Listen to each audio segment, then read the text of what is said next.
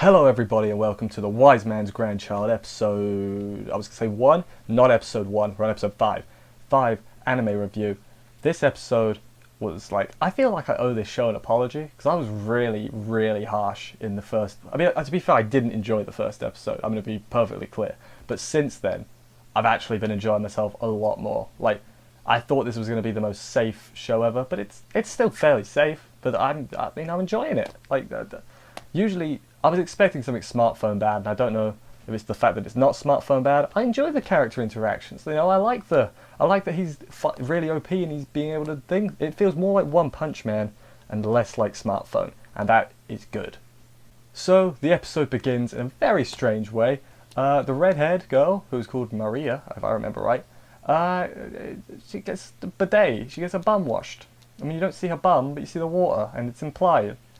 It was a strange way to begin. After that, though, she talks to Grandma, whose name I don't remember. I'm sorry, I'm bad at this. About the Shin and Sicily, and she's like, "Hey, those two probably like each other." And then Maria's like, "Yeah, they do." And that was the end of the first segment. It was weird. I mean, I think this episode made it clear to me I'm not too big on the romance bit we got in this show with him and Sicily. It's nothing offensive, it's fine, but it's just I've seen it before and I don't need to see it again, you know? It's fine. It is fine. Next though, we have Shin figuring out that Strom is probably still alive, telling it to the rest of the cast, and then he goes to the blacksmith shop, the one mentioned previously, last episode. His friend was in it, Tony, I think his name was Tony, which is a strange name for a fantasy character, but we'll roll with it. About to get his detachable Attack on Titan sword, and that shows up later. But it's a detachable Attack on Titan sword. Right now, though, yeah, got to the blacksmith, did that little segment, loved it, good, thumbs up. Good that he told everyone that he thinks Strom is still alive, so they won't be surprised when he shows up again near the end of the series, which is probably going to happen. I think it will. After that, though, we have a small segment with a guy called Zest and like a rich evil lord guy, but it's kind of implied that the lord guy thinks he's in control, but Zest is actually pulling the strings, and he's the proper bad one. He has a little smirk or something, and he's the only one that gets a name, I think, unless there was a little name tag or whatever for the lord. I didn't see it, so I'm going to say it didn't exist, and if it did, I'm sorry, I apologise. But yeah, another villain is always good. We can't just have Strom the whole time. I'm going to assume Zest, well, at this point I didn't know that Zest and Strom knew each other and were collaborating, but we find that out later on, as I'll get to it. But yeah, no problems with more villains. Good stuff. The Lord, I don't think is going to be important because he didn't get a name or nothing, so, you know, no problems here. But then we get the romance section of the episode, and like I said, I didn't care that much, if I'm being honest. Basically, he says he's going to buy Sicily something, but he's thinking about for stats and defense and that, and she's like, "Oh man, I thought it was because you liked me." And then he's like, "Oh well, I guess I'll buy you something anyway." You know the drill. Yeah, it was very fine, but I've seen it before. He buys her a ring, and no problem. They have a little moment at the end. Like I said, I'm not bothered by it. I just don't care. You know, that hasn't really done anything. It hasn't developed. It was like first time they met. Oh, I like you and you like me, but we're not going to tell each other for 17 years. That's the way this is going, and that's not a bad thing. Well, it's kind of a bad thing, but it's fine. It's fine. That's fine. I'm acting like it bothers me a lot more than it does, but I'm gonna mention it because it is something I'm feeling, and that's what this show's about. But then basically he has a ceremony just because he's really good, and he beat the demonoid, he beat Strom, he gets a little medal. The king basically tells all the people at the ceremony that we're not going to use him for military gain or nothing, political gain. He's just a guy. He basically said, like, hey, if we do that, they're all going to leave, and we're not going to have our ace in the hole, basically. So everyone leave him alone. That was the gist of it. And I was like, oh man, King, you're a good guy. You're a good guy, King, whose name I don't remember. But yeah, it was fine because it kind of like we have the like political backstage scenes, right? Now it's like they're not going to involve him in that, so I don't know if that's a good thing or a bad thing because he is the main character. I mean, we know he's going to get involved in all that you know, the fighting and stuff and all the important stuff, because that's how this works. He's an important character. He's the character. So yeah, he's going to get himself involved as opposed to them getting him involved, is what I think is going to happen. But I could be wrong. I could be wrong. But then he tries to go to school the next day, and his house is overrun, or the outside of his house is overrun with civilians. So him and his friends, who I guess they stay at his house now, they use gate to get to school, and then he's like, I'm gonna make everybody OP because you know, why not? Then it you know, no problem with it. Liked the little thing with him gating to school and everyone being confused, like my house was overran. You know, it was good. I liked that. Didn't make me laugh that much, but it was like, yeah, it was funny. Him making everyone else OP, I kind of like the idea of that, of him having like an OP squad, like his squad goals and all that. God, that's an old meme. Is that still a thing? What do kids these days do? No idea. Probably, do they dab still? I don't know. But yeah, get his, then, you know, yeah.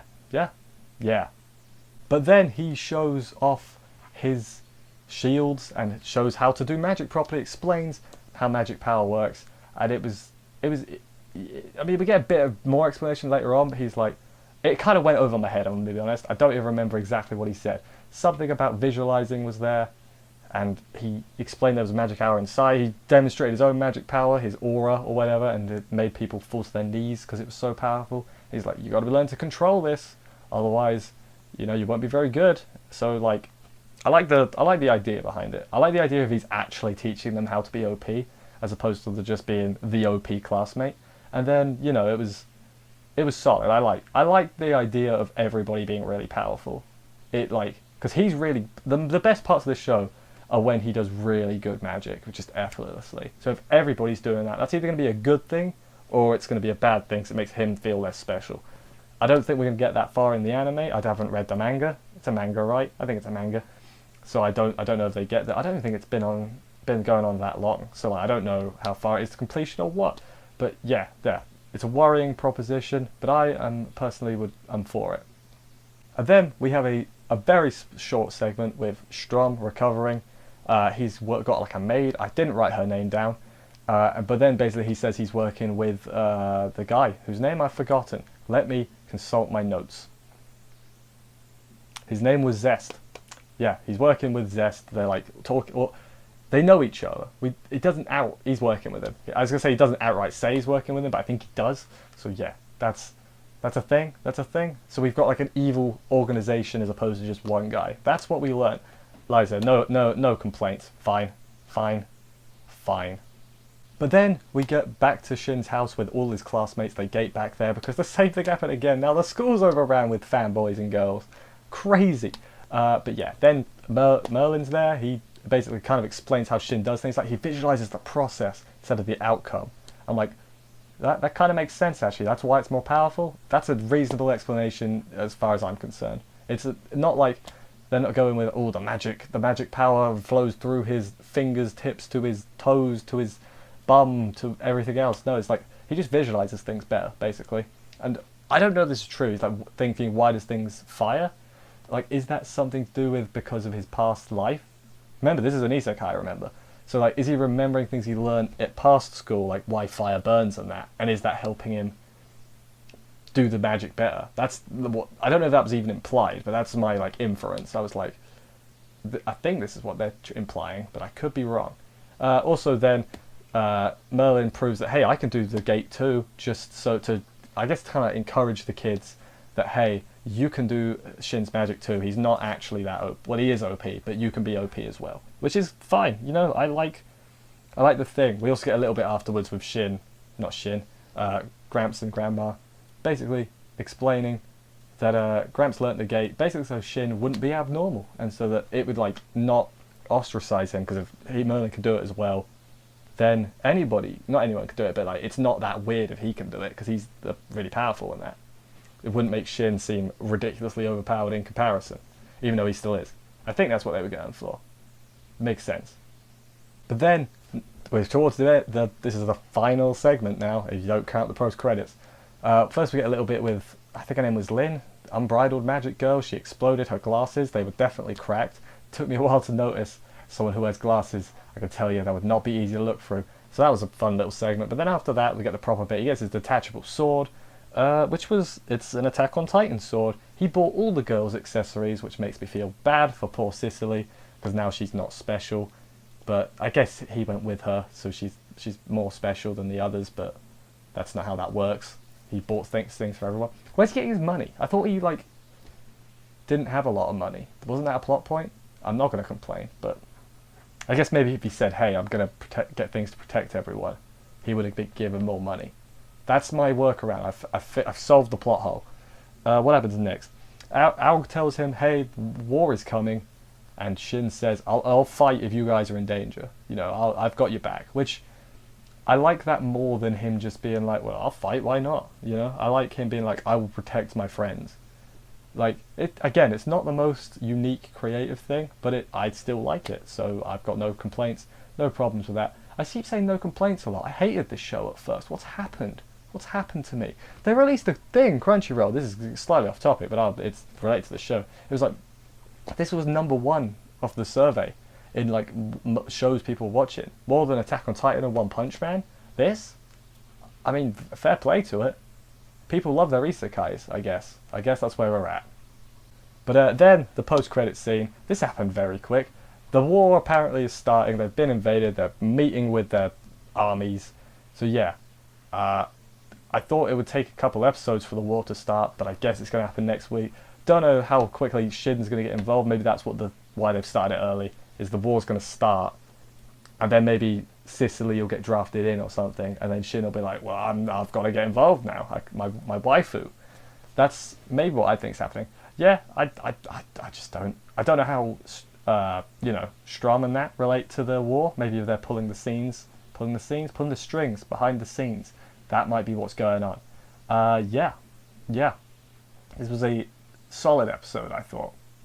Pretty solid. Let me know what you guys thought and stuff, and I will see you next week for another episode. I've tried out a new style here, if you've noticed. Hopefully it's good. If it's not, I'll change it back to the old one. So let me know feedback on that as well. I'll see you guys next week. See ya.